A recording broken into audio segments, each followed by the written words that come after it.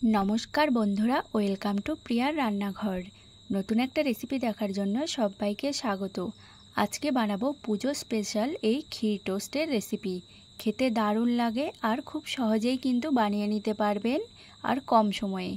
तो चलुन रेसिपिटी देखे निই। एखाने आमी कयेकटी स्लाइस करा पाउरुटिगुलो निয়েছি। एबार এই ब्राउन कालारेर धारटा आमी एकटी छुरी दिए केटे निচ্ছি।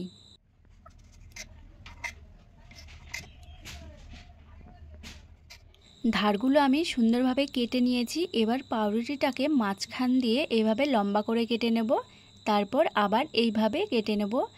এইভাবেই ছোট ছোট পিস করে নিয়েছি পাউরুটিগুলো।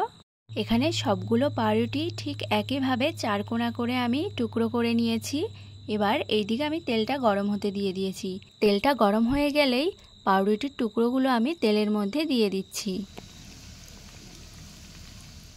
तो सबगुलो किन्तु एकसाथे पाउरुटी आमी दिइनि।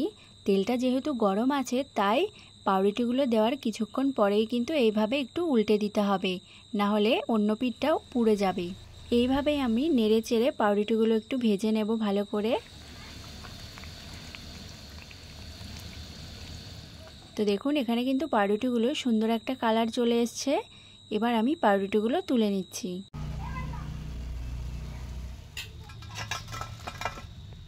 बाकी पाउरुटिर टुकरोगुलो तेलेर मध्य दिए दिচ্ছি, একটু লালচে করে ভেজে তুলে নেব।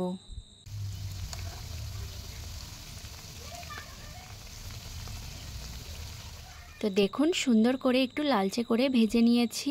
এর থেকে বেশি কিন্তু আর ভাজবো না। এবার তুলে নিচ্ছি। এবার আমি একটা চিনির শিরা বানিয়ে নেব। তার জন্য নিয়েছি এক বাটি চিনি আর ওই বাটিরই এক বাটি জল আর দিয়ে দিচ্ছি দুটো এলাচ।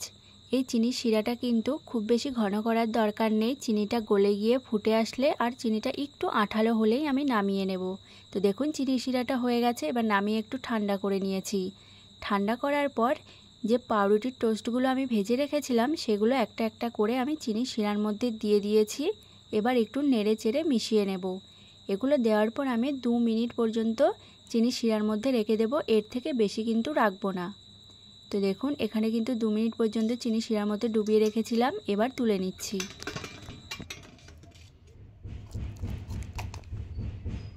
সবগুলো টোস্ট কিন্তু চিনি শিরার মধ্যে ডুবিয়ে তুলে নিয়েছি। এবার এইদিকে আমি একটা ক্ষীর তৈরি করে নেব। তার জন্য নিয়েছি 1.5 বাটি জল আর সেই বাটিরই 1 বাটি নিয়েছি গুঁড়ো দুধ। জলটা হালকা কুসুম গরম হলেই আমি গুঁড়ো দুধটা এর মধ্যে দিয়ে ভালো করে গুলে নেব। এটা কিন্তু আমি পুরোটাই গুঁড়ো দুধ দিয়েই করছি। আপনারা চাইলে এখানে লিকুইড দুধটাও দিতে পারেন। এবার আমি এর মধ্যে দিয়ে দিচ্ছি 2 টেবিল চামচ চিনি। চিনিটা দিয়েও ভালো করে এবার মিশিয়ে নেব। দেখবেন এইভাবে মেশাতে মেশাতে দুধটা অনেকটাই ঘন হয়ে আসবে। তো দেখুন কতটা ঘন হয়ে গেছে।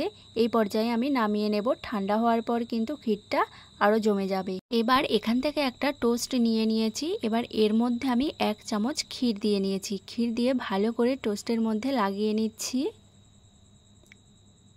তো দেখুন সুন্দরভাবে কিন্তু লাগিয়ে নিয়েছি। এবার আরেকটা টোস্ট নিয়ে উপর থেকে এইভাবে দিয়ে দেব। সাইডের ক্ষীরগুলো এইভাবে একটু নিয়ে সমান করে দিয়েছি। তো দেখুন কত সুন্দর রেডি হয়ে গেছে একটা ক্ষীর টোস্ট। এইভাবেই বাকি ক্ষীর টোস্টগুলো আমি রেডি করে নিচ্ছি।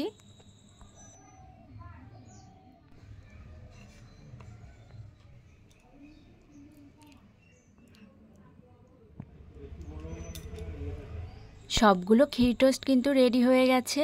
পাউরুটি দিয়েও যে এত সুন্দর মিষ্টি বানানো যায় না বানালে কিন্তু বিশ্বাসই করবেন না। খেতে দারুণ লাগে। ছোট থেকে বড় সবাই কিন্তু খুব পছন্দ করবে। তো আজকের এই ভিডিওটি যদি ভালো লেগে থাকে চ্যানেলটি প্লিজ সাবস্ক্রাইব করে দেবেন।